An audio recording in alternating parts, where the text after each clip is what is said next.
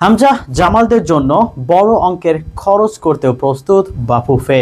Head coach Chris Coleman ও তার পুরো কোচিং স্টাফের জন্য মাসে প্রায় 50 থেকে 60 হাজার ডলার খরচ করতে প্রস্তুত তারা। মূলত বাংলাদেশের ফুটবলের ভক্তদের জন্যই এমনটা করতে চলেছেন বাংলাদেশ ফুটবল ফেডারেশন।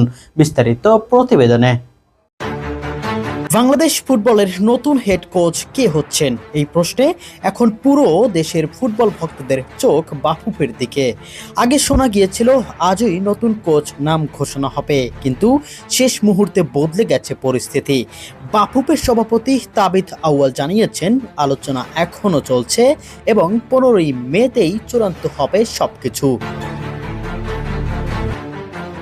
সবচেয়ে বেশি আলোচনায় আছেন ওয়েলসের সাবেক কোচ ক্রিস কোলম্যান, যে মানুষটা গ্যারেথ বেলদের সামনে ওয়েলসকে 58 বছর পর ইউরোতে তুলেছিলেন, এমনকি সেমিফাইনাল পর্যন্ত নিয়ে গিয়েছিলেন। তার অধীনেই ওয়েলস ফিফা র্যাঙ্কিংয়ে 117 থেকে উঠে এসেছিল 8 নম্বরে। তবে সেসব বিষয় এখন বড় আলোচনার মূল কেন্দ্র নয়। এখন মূল কেন্দ্রে দাঁড়িয়েছে কোচিং স্টাফ এবং হেড কোচ ক্রিস কোলম্যানকে পুরোপুরি নিতে হবে। কেননা ক্রিস কোলম্যানের দাবি, যদি বাংলাদেশের জন্য সে দায়িত্ব গ্রহণ করে তাহলে শুধু তাকেই নির্বাচিত করলে চলবে না, সাথে তার পুরো কোচিং স্টাফকে এই চুক্তির সাথে সম্পূর্ণ করতে হবে। আর তাতেই নড়বড়ে হয়ে গিয়েছিলেন বাংলাদেশ ফুটবল ফেডারেশন।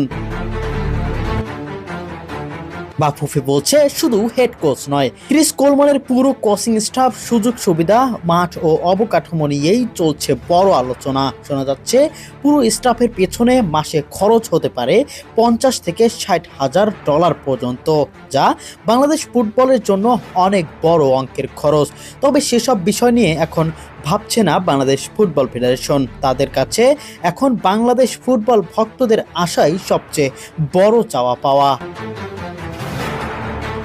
ক্রিস কোলম্যানকে বাংলাদেশের ডাগআউটে দাঁড়ানোর জন্য সর্বোচ্চ চেষ্টা করে যাচ্ছে বাফুফে। ভক্তদের আশা ভরসা মেটাতেই এতটুকু করতে চান বাংলাদেশ ফুটবল ফেডারেশন।